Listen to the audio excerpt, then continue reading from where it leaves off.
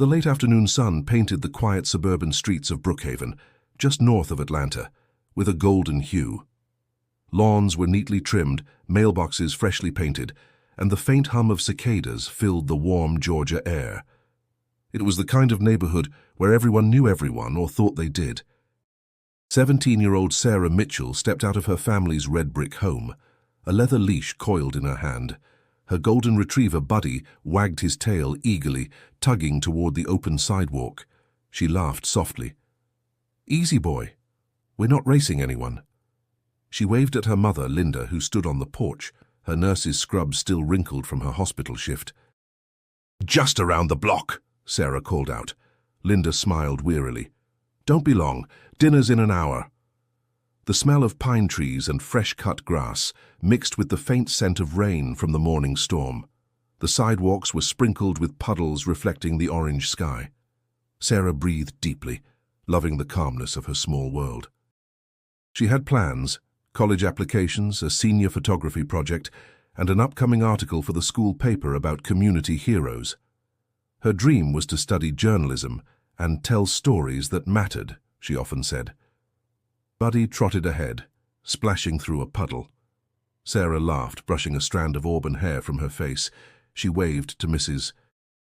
Parker, the elderly teacher who lived 3 houses down, tending her garden.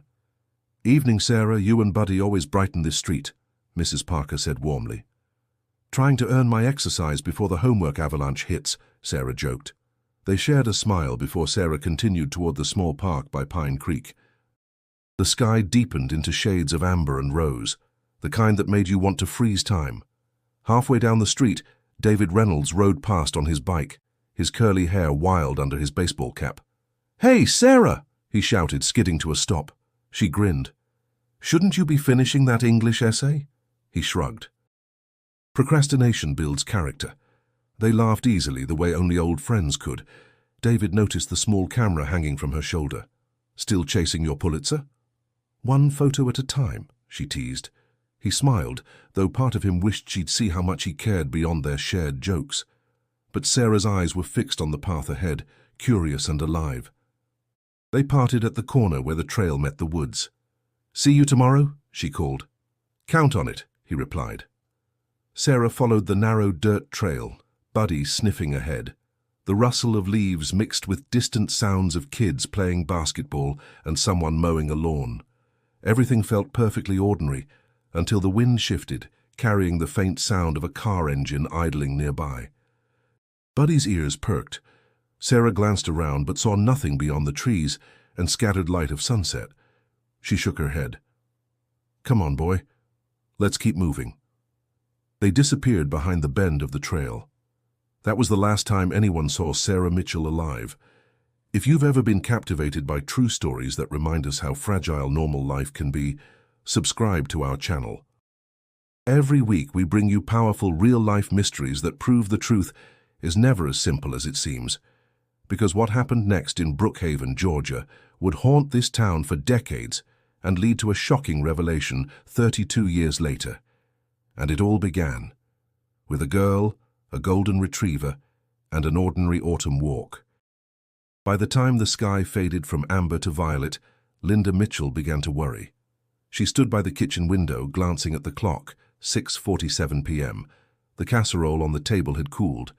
The sound of crickets filled the still air outside, and somewhere in the distance a dog barked. "Buddy?" she whispered, stepping onto the porch. The leash still hung from the hook beside the door. She frowned. Sarah had taken it with her. That meant she wasn't home yet. Linda's chest tightened. Her husband, Frank, was still at work, driving his usual late shift. She slipped on a cardigan and walked down the driveway, calling out, "Sarah, dinner's ready."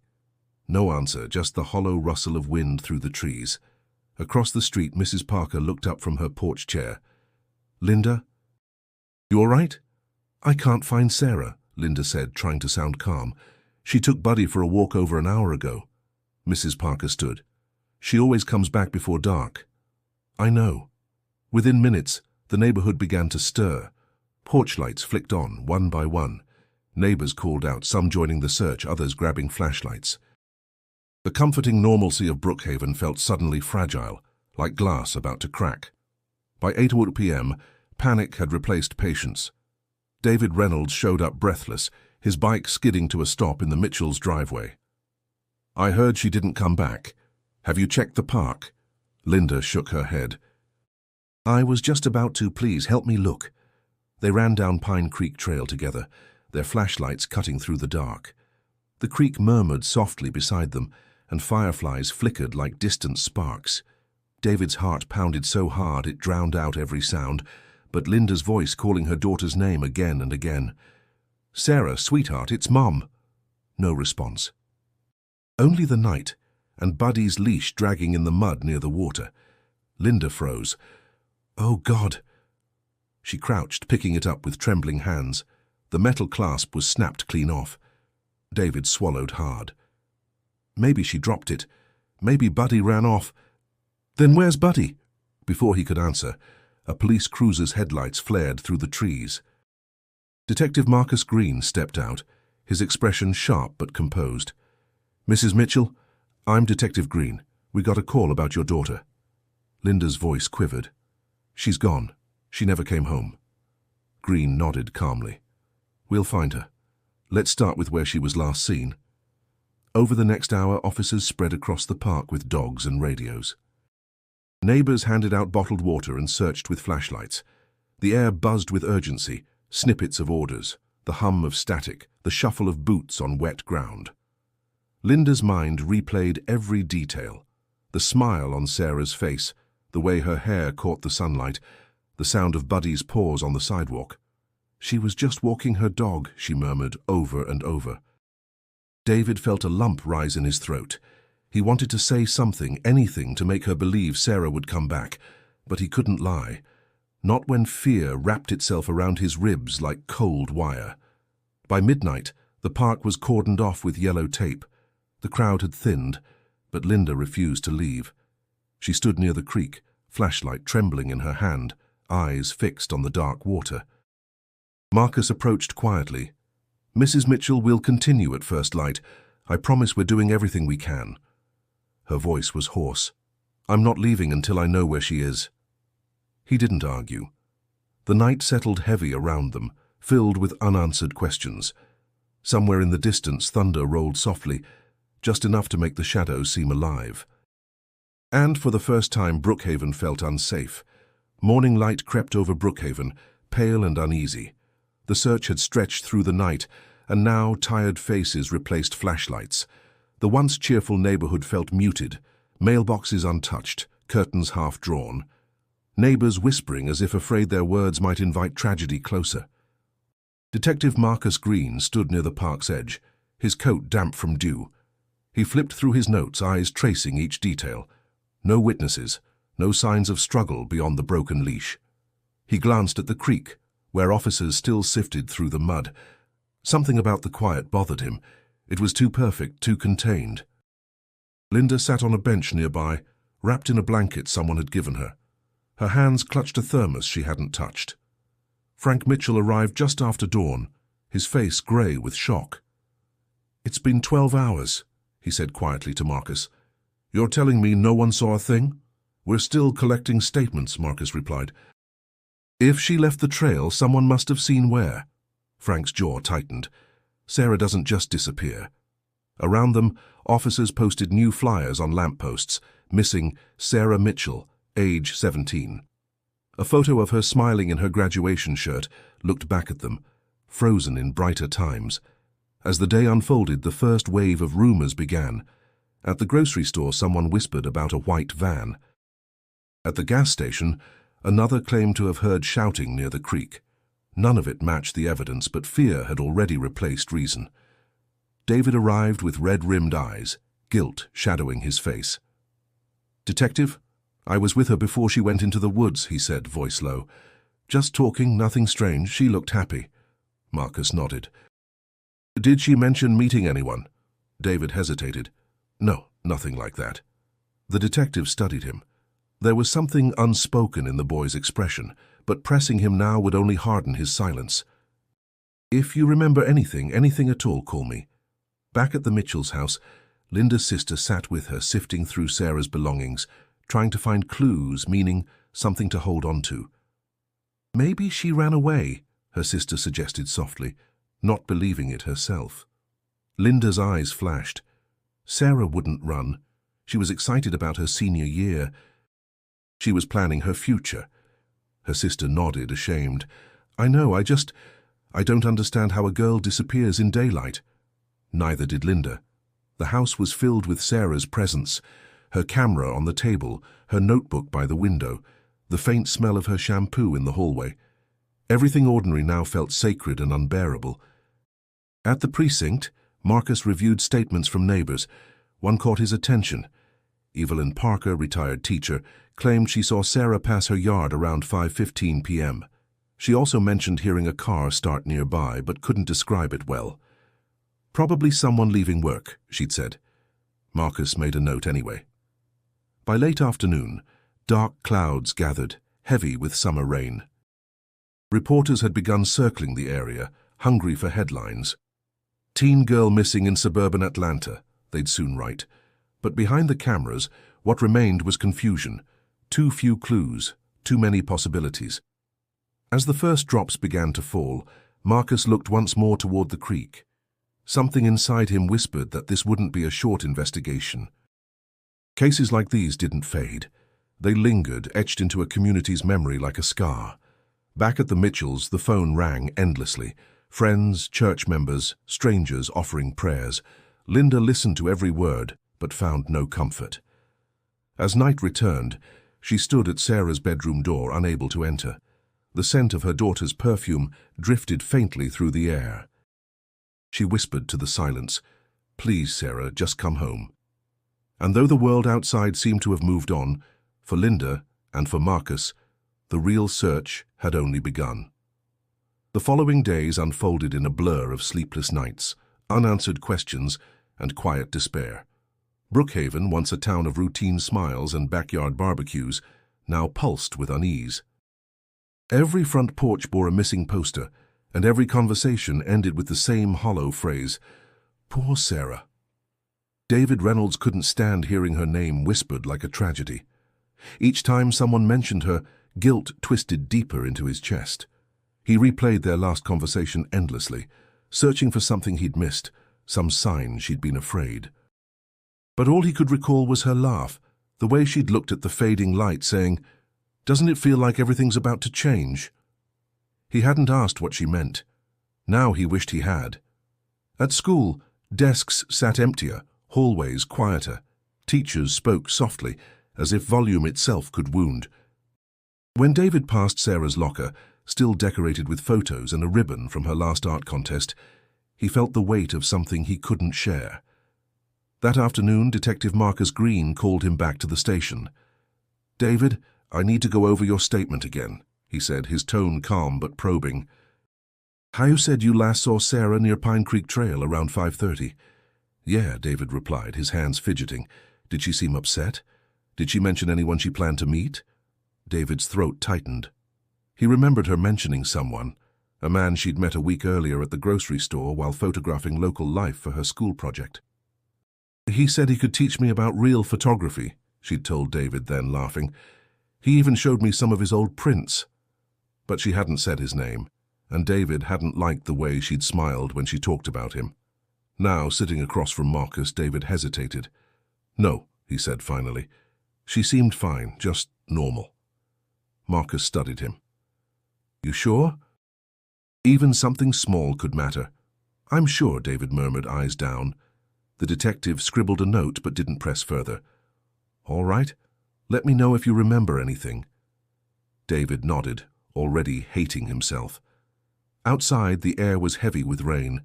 He walked home slowly, past the flickering streetlights, past the line of posters with Sarah's face. Each one felt like an accusation. Why hadn't he told the truth? Why had he let fear silence him? That night, unable to sleep, he sat on his bed with his camera.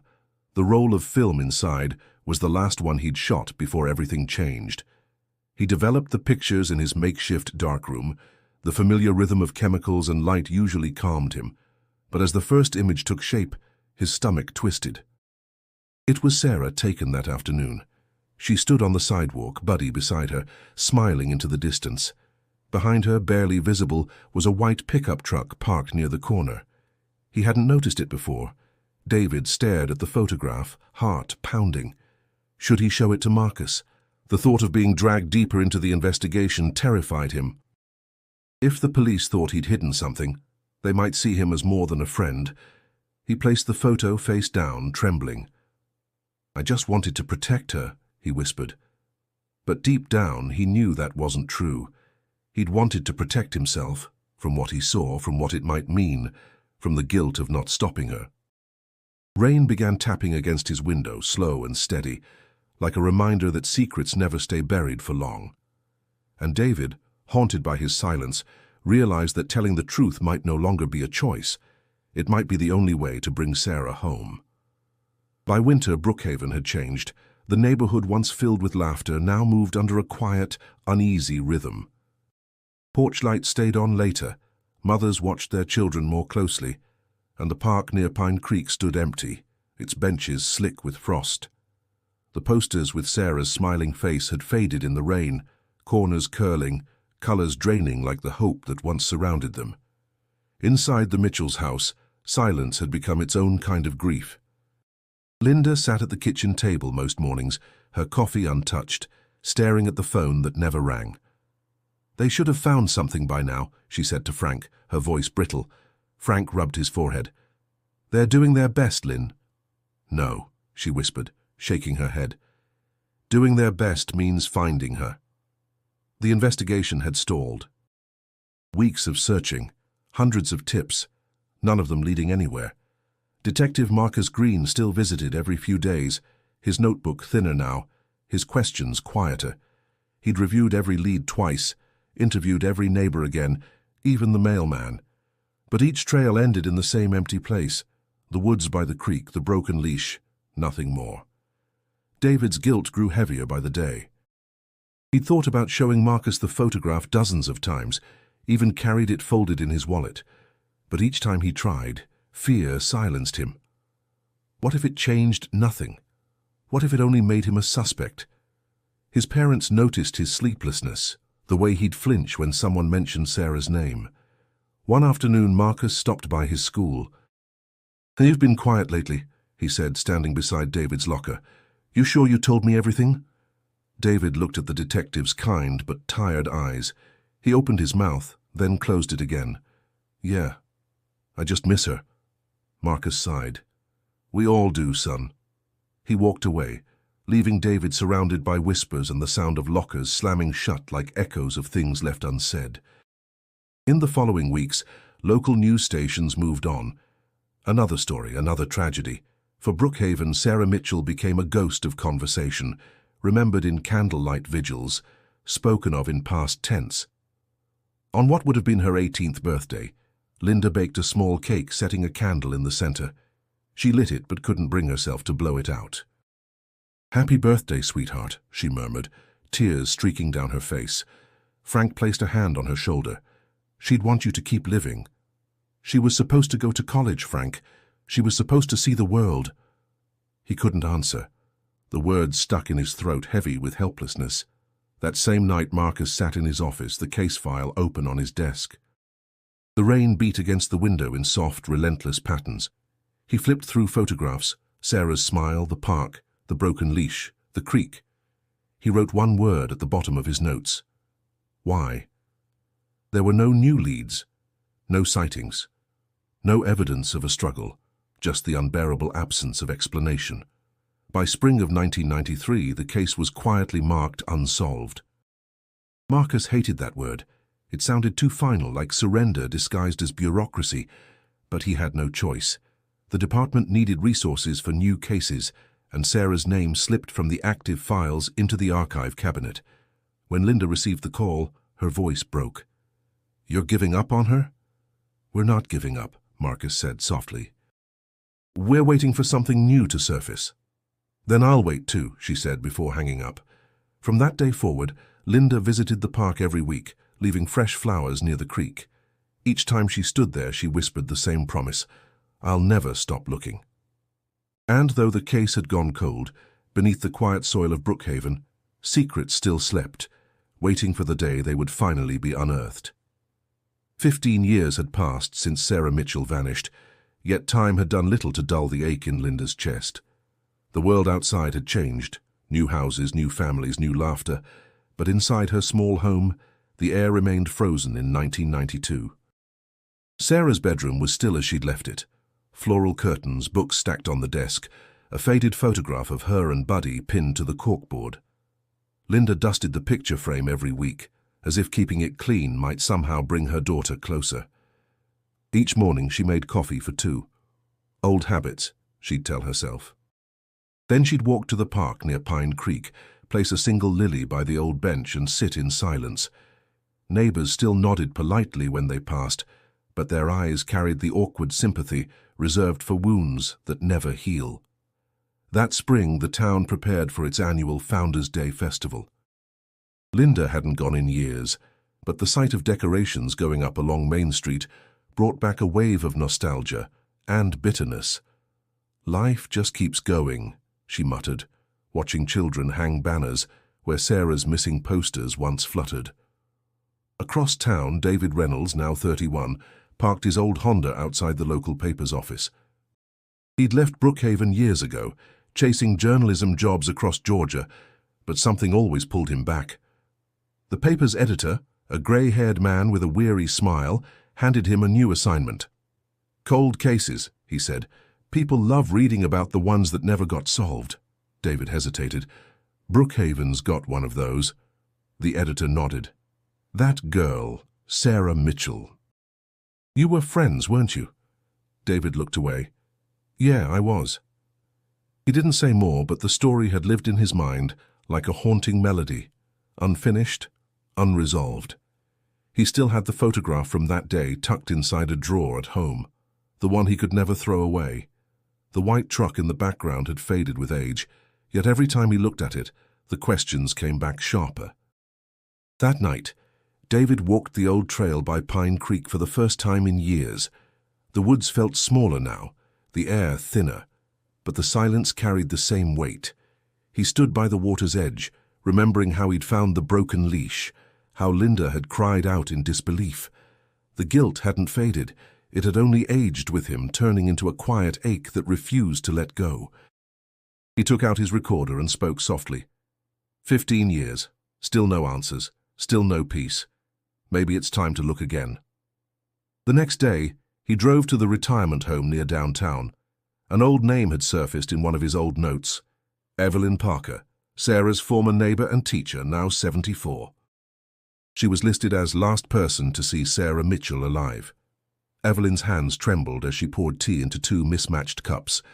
Her voice was soft but sharp with memory. "You were the boy with the bicycle, weren't you?" David nodded. "Yes, ma'am." She stared out the window for a long moment. "I still think about that day." She walked past my garden, smiling. I waved to her. A few minutes later, I heard an engine, low, rough. I didn't see much, just a white pickup near the old oak. I told the police back then, but... She sighed. "They said it didn't mean anything." David leaned forward. "Do you remember the driver?" Evelyn shook her head slowly. "No, but I remember feeling uneasy, like I should have done something." David's heart quickened. After all these years, the story wasn't done. Maybe the trail wasn't as cold as everyone believed. As he left the retirement home, the sky was overcast, a soft drizzle beginning to fall. He pulled his jacket tighter, a quiet determination settling over him. For the first time in 15 years, David felt something stir beneath the weight of memory. Hope. The rain hadn't stopped all week, turning Brookhaven's streets into silver mirrors that reflected a town still haunted by its past. David Reynolds drove slowly through the drizzle, Evelyn Parker's words replaying in his mind. A white pickup near the old oak. For years he'd buried that image from the photo. Now it came alive again, sharper, more urgent. He parked outside the library, carrying his worn notebook and a recorder. The musty air inside smelled like dust and history, the kind of place where secrets could survive decades. He spread out the 1992 police reports on a table, his eyes scanning each page until one detail caught his attention. The witness statement from Mrs. Evelyn Parker, age 58. Heard vehicle engine near the creek. No clear visual. The note ended there, dismissed as unimportant. Unbelievable, he muttered. How had no one followed up? Later that afternoon, David returned to the retirement home. Evelyn greeted him with a frail smile, her hands clasped around a wool shawl. "You came back," she said softly. "I need to know more," David replied. "Anything you remember." "Even if it seems small," she nodded slowly, eyes distant. "It was one of those afternoons that feel like they'll never end. Sarah waved at me and walked toward the park. I went inside to make tea. Then I heard that truck. Old, maybe late 70s. The engine rattled like it needed fixing. I looked out and for a second I saw the driver." David's pulse quickened. "You saw him?" Evelyn hesitated. "Just a glimpse. Middle-aged, maybe late 30s. Wore a baseball cap. But what I remember most wasn't his face. It was how still he sat, like he was waiting." "Did you tell the police that?" "I did," she said, her voice trembling. "But they said lots of men drove pickups back then. One even laughed and told me I was probably hearing things." She paused, her eyes glistening. "After that, I stopped insisting. I thought maybe I'd imagined it." David shook his head. "You didn't imagine it." Her gaze sharpened. "You really believe that?" "I do. And I'm going to prove it." Evelyn's thin smile flickered. "Good, because Sarah deserves someone who still believes." When he left, dusk was falling, and thunder rolled faintly across the horizon. David sat in his car, notebook open, rain tapping against the windshield. He wrote down everything she'd said, his handwriting tight with urgency. White pickup, late 70s, baseball cap, waiting. He cross-checked local records on his laptop, tracing residents who owned similar vehicles in 1992. Dozens of names appeared, but one drew his eye. Thomas Miller, a handyman who'd lived near the creek back then. Reliable, friendly, never a complaint filed. His address at the time was 3 blocks from Sarah's house. David leaned back, heart racing. The name felt familiar. He'd seen Miller fixing fences when he was a kid, helping neighbors with small repairs. Everyone had trusted him. For a moment, David stared at the rain-streaked windshield, the sound of water masking his thoughts. Could it be that simple? Could the answer have been living among them all this time? He grabbed his phone and dialed an old number. Detective Marcus Green. The line rang twice before a tired voice answered. "Green." "Detective, it's David Reynolds. I think I found something about Sarah's case." There was silence, then a slow, careful tone. "David, it's been 15 years. "I know," David said, gripping the wheel. "But what if the person who took her never left?" Marcus exhaled heavily. "Come by tomorrow, we'll talk." David ended the call and sat there a long time, staring into the storm. The years of guilt, silence, and regret began to twist into something new. Resolve. The town of Brookhaven had buried its memory of Sarah Mitchell long ago. But that night, as rain washed the streets clean, David made a quiet vow. He was going to uncover what everyone else had chosen to forget. The following morning, David Reynolds sat across from Detective Marcus Green in a quiet corner of the precinct's diner. The years had weighed on Marcus, his hair thinner, his expression marked by the fatigue of too many unsolved cases. Still, his eyes sharpened when David placed a folder on the table. "I spoke with Evelyn Parker," David began. "She remembers a white pickup near the creek. Same afternoon Sarah disappeared. The driver was waiting, watching." Marcus sighed, stirring his coffee. "We went down every rabbit hole we could back then. Hundreds of tips, dozens of trucks, none of it stuck." "I know," David said, leaning forward. "But what if we missed something? Evelyn mentioned a man who lived nearby, Thomas Miller. You remember him?" Marcus frowned. "The handyman, of course. Fixed fences, mowed lawns, never had so much as a parking ticket." "Exactly," David replied. "He blended in. What if that's why no one looked closer?" Marcus was quiet for a long moment. "You're not wrong. But if you're suggesting I reopen the case without new evidence, I can't. My badge doesn't pull weight anymore. I'm retired, remember?" "Then help me," David said, his tone low but steady. "I'm writing an article about Sarah. Cold cases that never found justice. If there's something here, maybe it gets attention again. Maybe it brings answers. Marcus studied him carefully. This isn't just about journalism, is it? David looked down at his notebook, his voice barely above a whisper. No. It's about guilt. I could have said more back then. Maybe if I had... He stopped himself. I just need to do this right this time. Marcus sighed again, but there was a trace of respect in his eyes. All right, Reynolds, let's start from what we know. I'll dig out the old files. You check anything public. Keep me in the loop. David nodded, a quiet determination settling in his chest. The next few weeks consumed him. His small apartment became a web of papers, photographs, and scribbled notes. He traced every address where Miller had worked, calling former clients, digging through archives of small-town newspapers. A pattern began to emerge. Odd coincidences. In several towns where Miller had worked in the early 90s, there were reports of young women briefly reported missing, though most were later found unharmed. Still, something about the frequency, the locations, the timing, it felt too deliberate to ignore. At night, David reread Evelyn's words, each one pressing deeper into his conscience. He was waiting. One evening, while reviewing Sarah's old evidence file, retrieved through a public records request, he noticed something odd.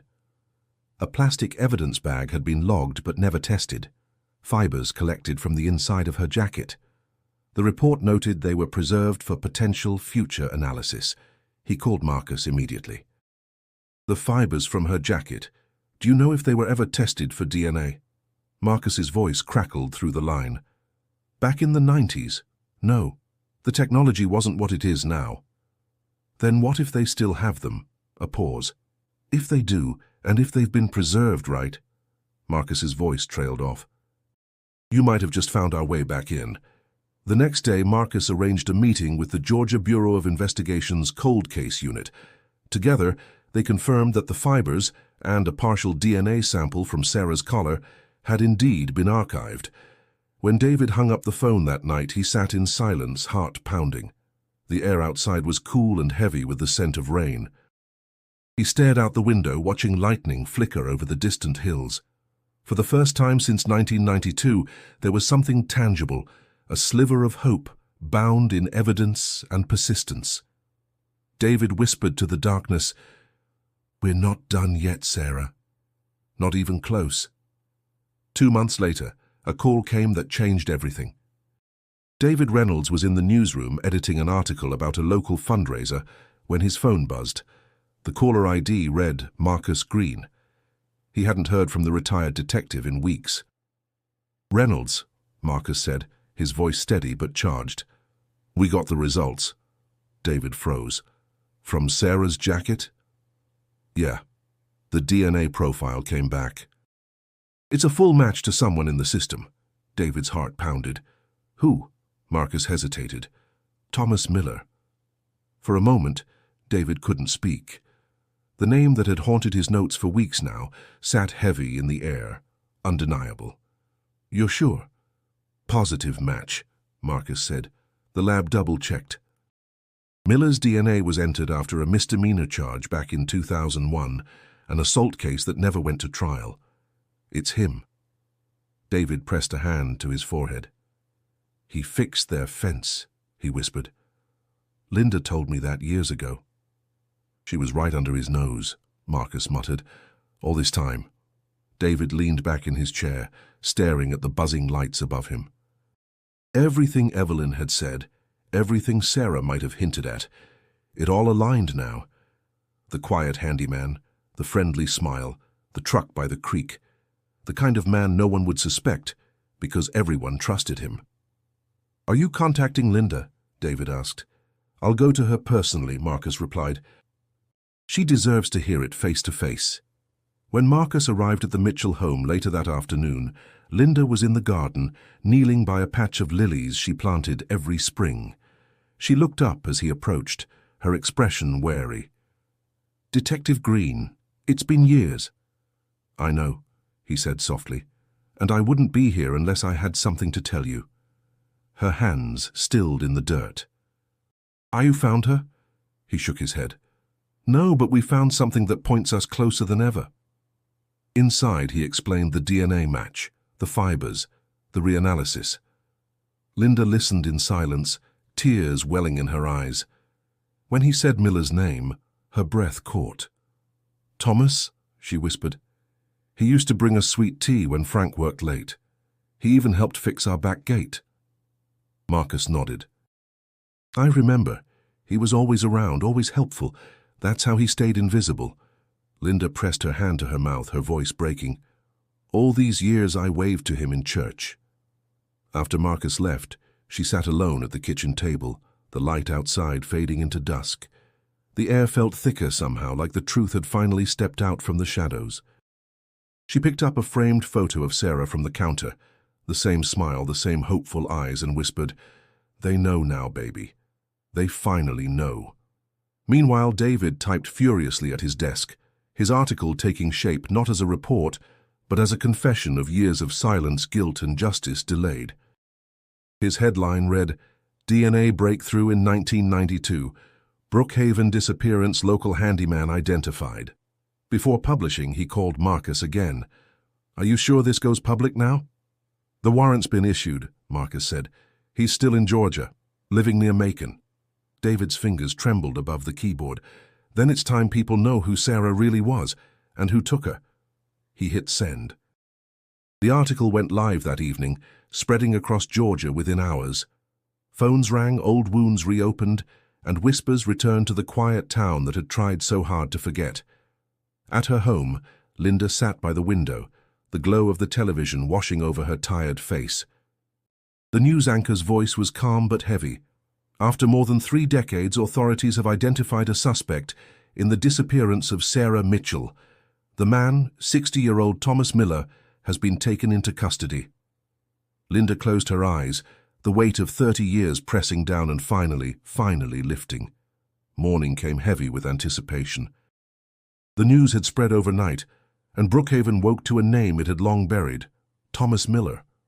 His arrest shook the town like an aftershock of a forgotten earthquake. Neighbors gathered on driveways, voices hushed, disbelief rippling through every conversation. The handyman everyone trusted, the man who'd fixed their fences, changed their light bulbs, waved as he passed in his truck. David Reynolds watched from the newsroom television as Miller was led out of his modest house near Macon, his grey hair disheveled, face pale, eyes hidden behind thick glasses. The reporter's voice droned through static. Authorities say new DNA evidence links Miller directly to fibers recovered from Sarah Mitchell's jacket. David muted the TV, his stomach tight. He'd spent years imagining what the truth might look like, but seeing it unfold felt different, heavier. This wasn't just a story anymore. It was the moment the past demanded to be acknowledged. Across town, Linda Mitchell stood by her front window, watching cars slow as they passed her house. For decades, she'd been the woman who lost her daughter. Now she was something else, proof that patience could outlast silence. Yet the victory tasted hollow. She wasn't sure if justice could ever replace what she'd lost. Her phone rang. Mrs. Mitchell. It was Detective Marcus Green, his tone calm but urgent. They're bringing him to Atlanta for processing.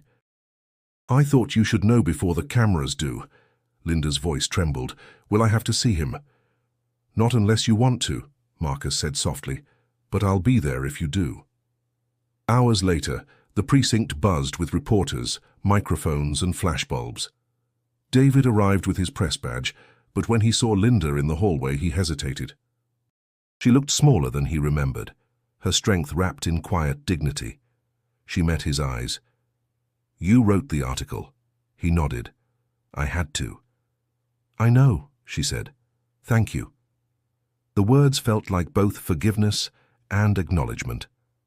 Inside the interrogation room, Thomas Miller sat handcuffed, his posture eerily calm. When Marcus entered, Miller looked up with mild curiosity. Detective Green, he said, his voice dry. Didn't expect to see you again. I didn't expect to see you either, Marcus replied. 30 years, Thomas. You lived your life like nothing happened. Miller tilted his head.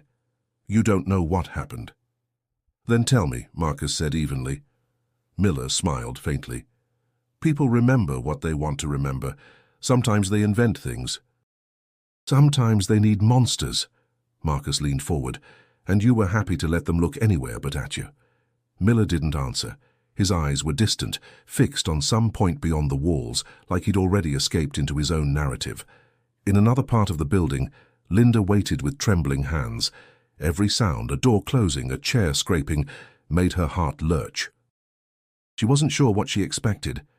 Closure wasn't something you could hold, but she needed to face the man who had erased her future, even if he'd never admit what he'd done. David watched her from across the room. "You don't have to do this," he said quietly. "Yes, I do," she replied, "for Sarah." Through the glass she saw him. For a second, the years between 1992 and now collapsed into a single unbearable instant. The face that had once smiled politely as he fixed her fence now looked lifeless, unfamiliar, monstrous in its ordinariness. Marcus stepped beside her. "You okay?" Linda's voice was steady. "I am now." Outside, the crowd swelled, cameras flashing like lightning as the door opened and officers led Miller toward the waiting car. David lifted his camera, not to sensationalize, but to preserve the moment. Truth finally broke through decades of silence. And as the sky darkened above Atlanta, one quiet thought pulsed through every heart that still remembered Sarah Mitchell. The past had finally been confronted.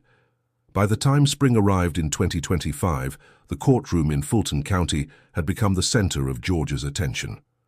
After 3 decades of silence, Thomas Miller finally faced trial for the disappearance of Sarah Mitchell. Reporters lined the steps, microphones ready, the hum of conversation buzzing like static in the air. For Brookhaven, it wasn't just a case, it was the reopening of an old wound that had never truly healed. David Reynolds sat near the back of the courtroom, notebook in hand. He wasn't there as a reporter this time, but as someone who had lived with the story for most of his life. The scent of polished wood and paper filled the air. Every tick of the clock seemed to stretch into forever. Linda Mitchell entered quietly, her grey hair pinned neatly, her face pale but composed. She clutched Sarah's locket in her palm, a small piece of the past she refused to let go. When she caught sight of Miller sitting at the defense table, she froze for half a second. His expression was blank, unreadable, as if the trial were nothing more than an inconvenience. "Mrs. Mitchell," the prosecutor whispered gently, guiding her toward her seat. "When you're ready, we'll begin." The judge, a stern woman with decades of experience, addressed the jury. "This case concerns the disappearance of a 17-year-old girl in 1992. New DNA evidence has brought us here today. You will hear testimony from witnesses, experts, and family members. Your duty is to weigh truth, not time." The prosecutor rose first, her voice steady but sharp. "For 33 years, Linda Mitchell has waited for justice. Today, the evidence will show that Thomas Miller, trusted neighbor, family friend, was not the man he appeared to be. His DNA was found on Sarah's jacket. His alibi never confirmed, and his silence speaks volumes." She turned toward Linda. "Mrs. Mitchell, please take the stand." Linda stood slowly, her heart pounding. The walk to the witness chair felt endless. When she sat, the prosecutor's voice softened. "Mrs. Mitchell, can you tell us about your daughter?" Linda's lips trembled, but her voice held steady. Sarah was kind, curious. She loved photography, and she believed people were mostly good. She swallowed hard. She trusted too easily. "And did you know the defendant?" "Yes," Linda said quietly. "He helped around the neighborhood, fixed our fence, always polite. I never imagined he could hurt anyone." The prosecutor nodded. "What went through your mind when you heard his name connected to your daughter's case?" Linda's eyes glistened. "I thought about how many times I thanked him for helping us, how many times he smiled at me, knowing what he'd done." The defense attorney rose, adjusting his tie. "Mrs. Mitchell, you have no direct proof of my client's involvement, correct?" Her jaw tightened. "I have 33 years of knowing my daughter didn't just disappear," the courtroom murmured, the judge striking her gavel lightly. "Order." Next came David's testimony. His hands shook as he took the stand. "I was with Sarah before she vanished," he said. "I should have told the police everything back then, but I was scared. I remember her saying a man offered to help her with photography. I didn't realize who he was until years later." "Did you see the man?" the prosecutor asked. "No," David said, "but I took a photo that day. His truck was in the background." He handed over the printed image, the one he'd hidden for years. The prosecutor held it up for the jury, a white pickup parked near the trail where Sarah vanished. A ripple of silence filled the room. The defense tried to dismiss it as coincidence, but the jurors' faces had shifted. The story was no longer abstract. It was real, visible, undeniable. When the day's session ended, Linda lingered near the courthouse steps. David joined her, the late sunlight washing the city in gold. "She'd be proud of you," Linda said softly. David shook his head. "She'd just want the truth." "And that's exactly what we're giving her," she replied. Inside, the echoes of testimony lingered like ghosts of a past finally being spoken aloud. The first cracks in Miller's wall of silence had appeared, and for the first time justice no longer felt like a dream. It felt possible. The courthouse was silent when the verdict came. The jury had been out for nearly 7 hours, each minute stretching like a held breath. Linda Mitchell sat in the front row, hands clasped around Sarah's locket, eyes fixed on the closed door. David Reynolds sat behind her, his notebook forgotten on his lap, heart thudding against his ribs. When the jury finally returned, the foreman stood, his expression unreadable. The judge's voice cut through the hush. "Has the jury reached a verdict?" "We have, Your Honor." The paper rustled softly as the foreman unfolded it. "On the charge of murder in the first degree, we find the defendant, Thomas Miller, guilty." For a moment the air didn't move. No one breathed. Then a sound, half sob, half relief, escaped Linda's throat. Her hands trembled as tears spilled freely, the locket pressed against her heart. Around her, whispers rose, but all she could hear was her own heartbeat and the echo of Sarah's laughter buried deep in memory. David exhaled shakily, closing his eyes. After decades of silence, after every unanswered question, the truth had finally found its voice. Miller sat motionless, his jaw clenched, his face pale. When the judge asked if he had anything to say, he only muttered, "You've all made up your minds." His voice carried no remorse, no humanity. The guards led him away as cameras flashed, capturing the moment history caught up to him. Outside, the steps of the courthouse filled with people. Neighbors, reporters, strangers who had followed the case for years. The air was warm, bright with early summer sun, but it felt like something sacred had settled over the crowd. Linda stepped into the light, supported by Marcus Green, who stood quietly beside her. "It's over," he said softly. She looked toward the horizon, her voice barely audible. "No, it's not over, but it's something." A reporter approached, microphone trembling in her hand.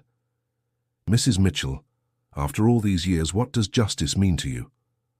Linda paused, her expression calm but weighted with years of grief. "Justice doesn't bring my daughter back," she said, "but it means her voice wasn't forgotten. It means the truth still matters." Her words carried through the crowd, echoing long after she walked away. Later that evening, David sat at his desk, typing the article that would close the story he'd spent most of his life chasing. The headline was simple: "Justice for Sarah Mitchell, a town finally finds peace." But as he wrote, he realized it wasn't about peace, it was about endurance. He described how one woman's faith, a retired detective's persistence, and the courage to face the past had brought the truth to light.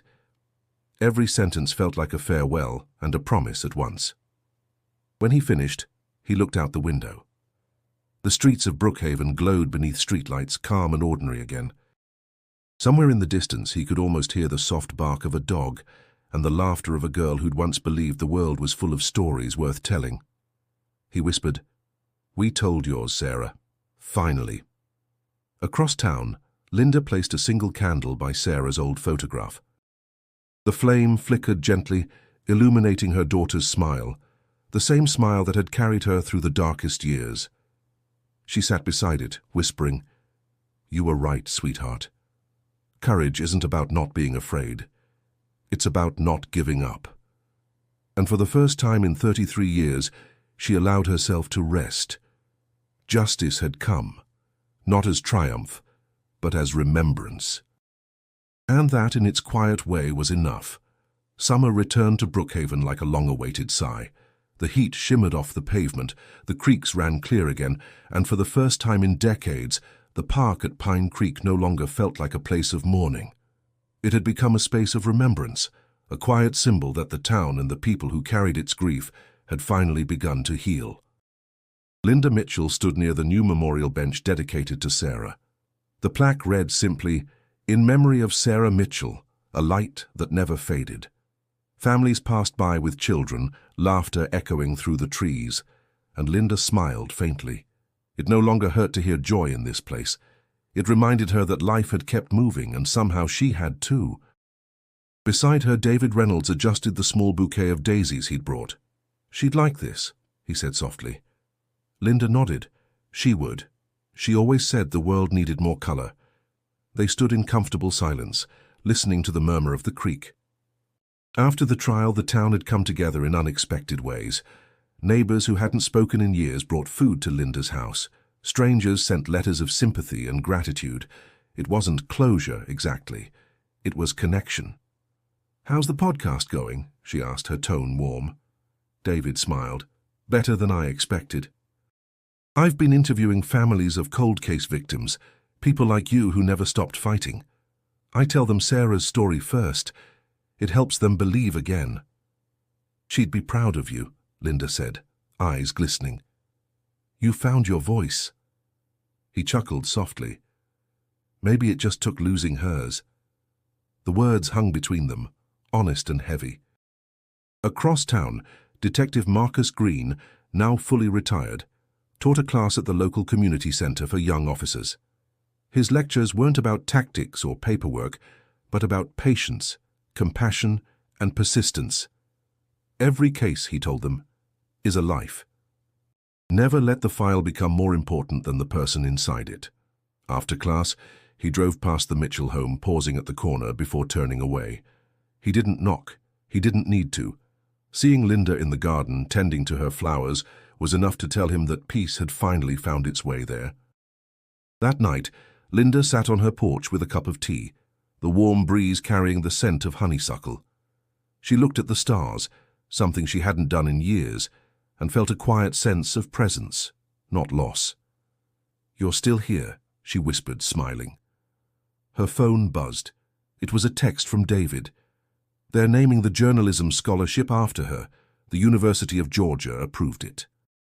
Tears welled up again, but this time they weren't born of pain. "Sarah Mitchell Journalism Scholarship," she whispered aloud.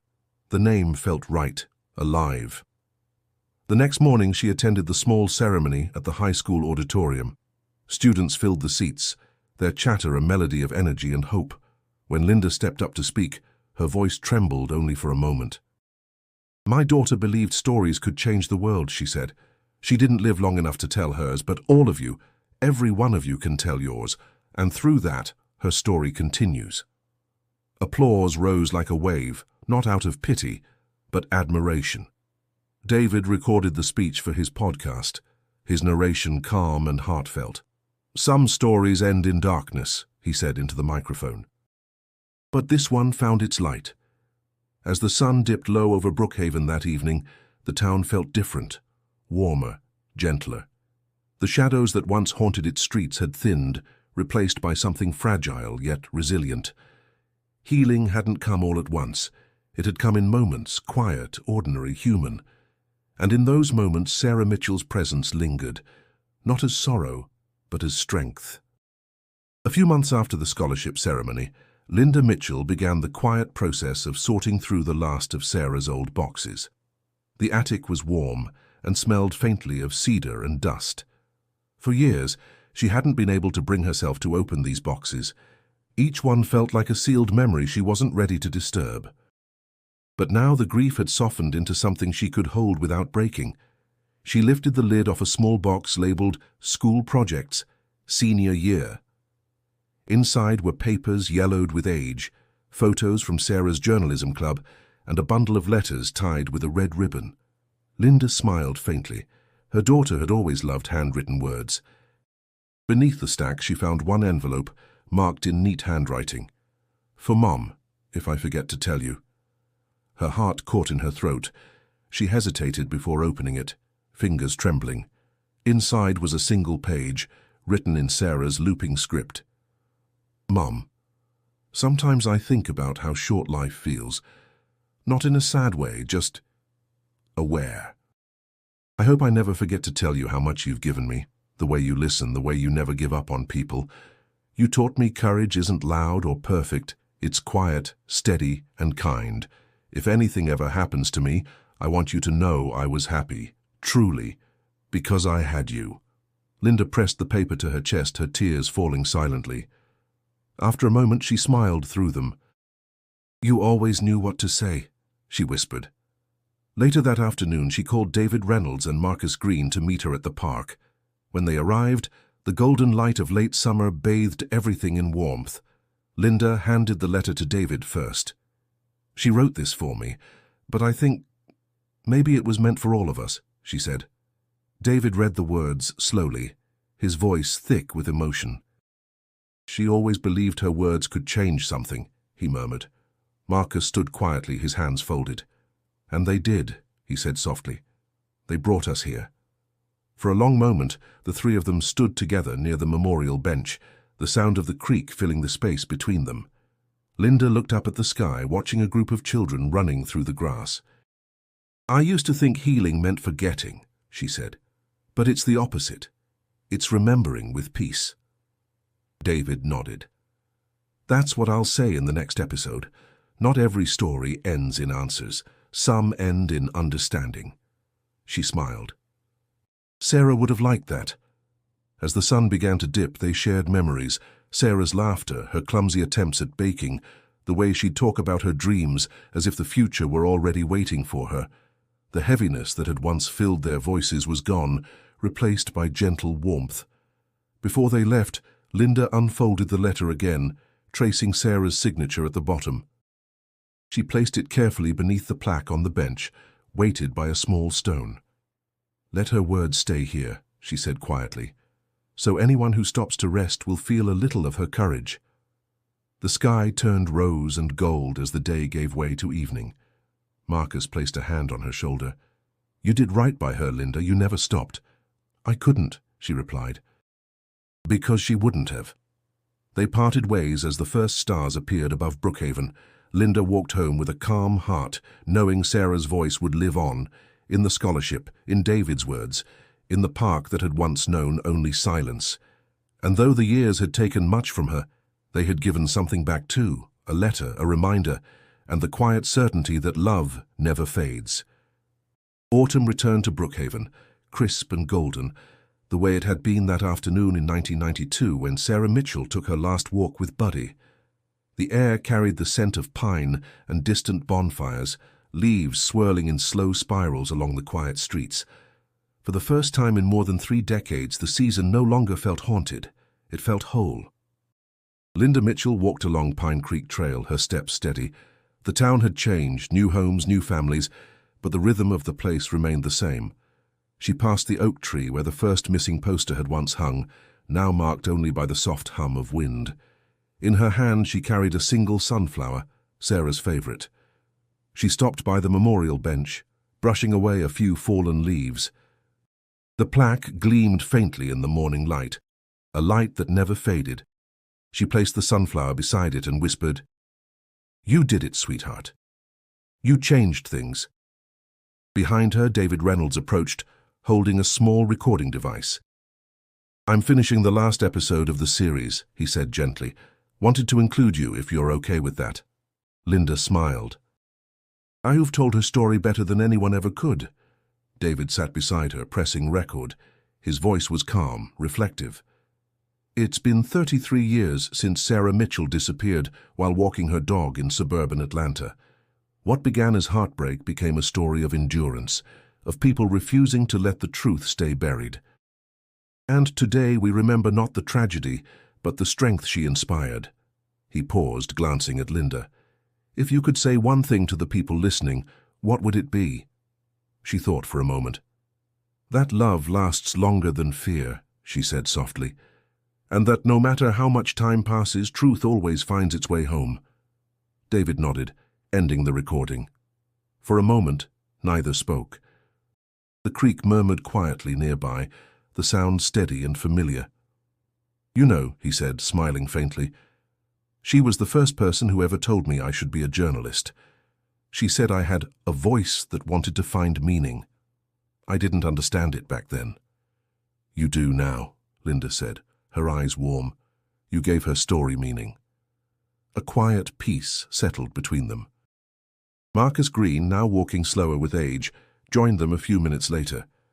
Thought I'd find you two here, he said, leaning on his cane. I'm supposed to be retired, but old habits die hard. Linda grinned. You're still part of this story, Marcus. You always will be. He chuckled. I just kept a promise.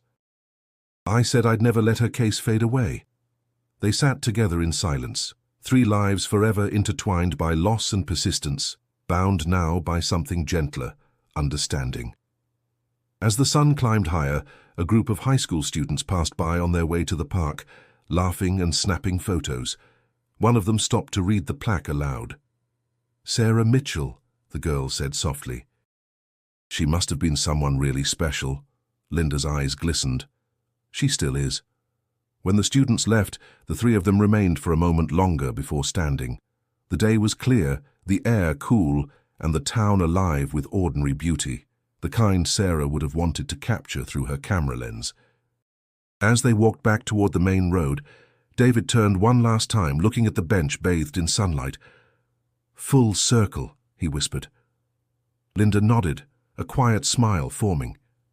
Yes, she said. Full circle. Her voice carried softly on the breeze, steady, certain, alive. And for those listening now, her message remains. Subscribe to the channel for more true stories of hope, resilience, and justice, and click the suggested video on your screen to keep following the stories that remind us that truth, no matter how long it takes, always finds the light.